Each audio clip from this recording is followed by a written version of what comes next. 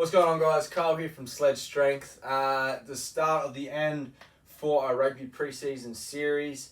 This is just going to be a summary video on how I structure from an S&C standpoint, or how I would go about the trial periods. So a lot of guys in the next few weeks will start their trial periods to start moving into very close to the start of the season.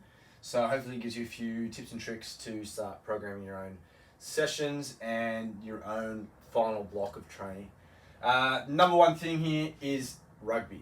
Rugby is the main focus during the trial period, and it's probably already starting to now.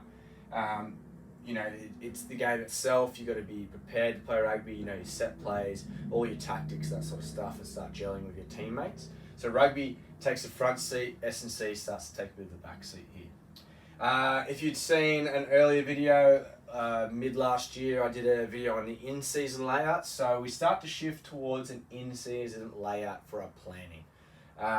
This essentially, we just base everything around the game day and being ready for the game day. The only difference between here in the trial period and actual in-season is we're not as concerned with performing on game day, since it's not an actual competition game. We're just want to be fresh for the game, essentially. In the gym, we're looking at high speed, high power movements. So this can be anything from a toss, Olympic lifts, lighter Olympic lifts, trap bar jumps, squat jumps, bench push, speed bench, a landmine, split jerk, anything like that. It's high speed now, so if we're looking at velocity profile, speed strength would be the main movement. We're just going to maintain our strength, so we build a lot of strength, and that's what we're going to use our rate of force for our high speed movements. But we're maintaining strength, so it takes a little bit more of the back seat. We just keep a string in that, and that goes for hypertrophy as well, to maintain the quality.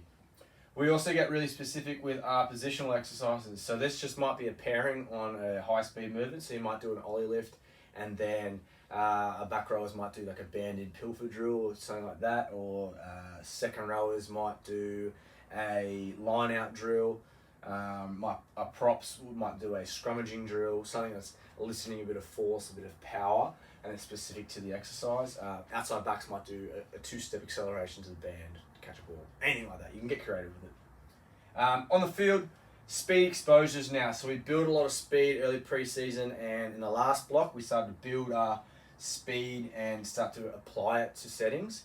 Now we're just looking to get that speed exposure, and we get quite contextual to the game. So, having a ball in hand or some sort of scoop up off the ground, rolling off our back, anything like that. 1 to 2 times a week, realistically, to maintain speed. You can hit it once every 7 to 10 days and you'll maintain that quality. But at this period of time, we want to build up that exposure to the speed and a bit of tolerance in our hamstrings posterior chain. So 1 to 2 times a week is sufficient for that, and the volume's a lot less, about 50%. As I said before, contextual to the game, so really applying to the game setting.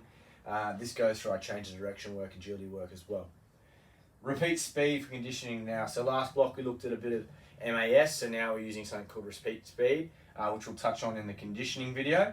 But essentially it's just that higher level of conditioning now. So we're starting down the bottom at our tempo, steady state running, then we went to MAS, and now we're looking at repeat speed. So we're just squeezing the last bit of juice.